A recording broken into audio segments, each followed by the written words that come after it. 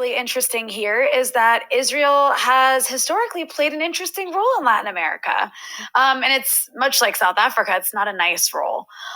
Israel has historically been aligned with a lot of the fascist dictatorships that the US has supported and many times supported in overthrowing leftist leaders in the past. And Israel's relationship with Colombia, for example, before it was very much it's a military relationship.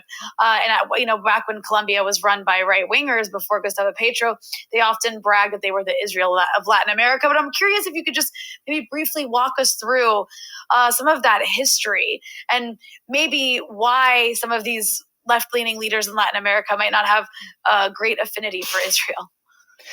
Well, this is definitely the case with Colombia. Gustavo Petro, in a lot of his tweets, has actually mentioned the role that Israeli military has played in the internal armed conflict in Colombia. Yair Klein is an infamous name in the Colombian left. He's someone who trained paramilitaries in Colombia to kill leftists, to carry out genocide within Colombia itself. And in addition to that, there were also formal military partnerships between Israel, United States, and Colombia, as we see in the U.S. when dozens and dozens of police departments go to get trainings in Israel, have these sort of technical and skills partnerships. This also happens in Latin America and on a military level. So in Colombia, there has been a lot of noise about the fact that, both extra-officially with paramilitaries, but also this military cooperation has taken place.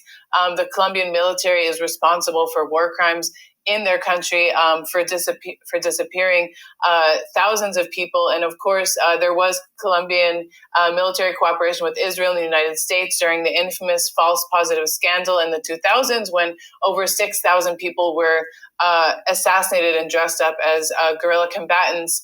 What's interesting is that throughout all of this time, Gustavo Petro has been drawing this direct parallel between the war against the Colombian people carried out by paramilitaries, by the army, the war against the left there, and what's happening in Gaza. And he said many times that in the entirety, for example, of this period of Alvaro Uribe, not even a fraction of the kids that have been killed in the past month in Gaza were killed, and that the amount of civilians that have been killed in the internal armed conflict in Colombia is not comparable to what's been happening in the past month.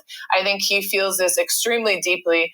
He knows what it's like to go through a war and internal conflict, and that's why people are having this emotional reaction to seeing crimes that have been committed in their land, committed there. And I think we've seen this again with the solidarity of people's movements and people across the world, that seeing these atrocities, especially if you have experienced similar ones, is really just moves people to act and moves people to speak out.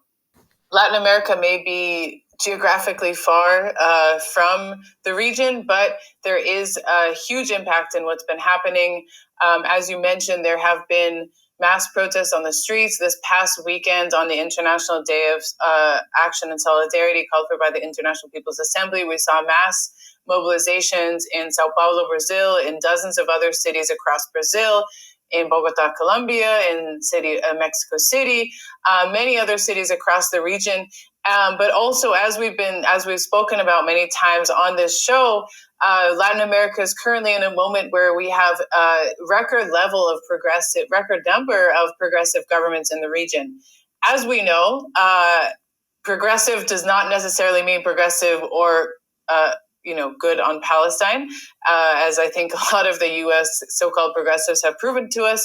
However, it is one of the regions that has had the most perhaps dynamic response to what has been happening in terms of cutting ties. We saw Bolivia in the end of October announce that they were cutting ties once again with Israel. These ties had been resumed under Jeanine Áñez when she took over in the coup.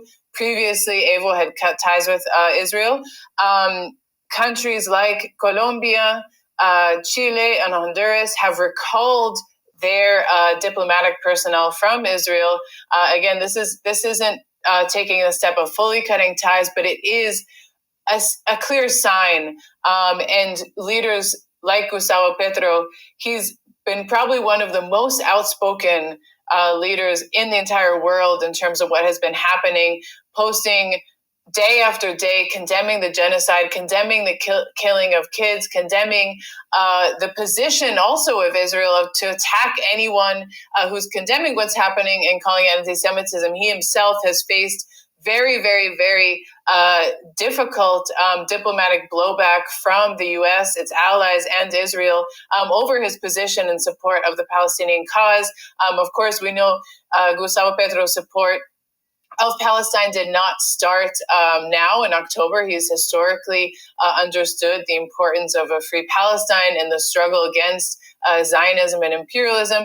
But again, a really crucial voice at this point. He's no longer just a left leader or a mayor. He's actually a president and one of the most respected voices on the world stage when it comes to issues of human rights, of the environment, and many other things. So his support has definitely been crucial.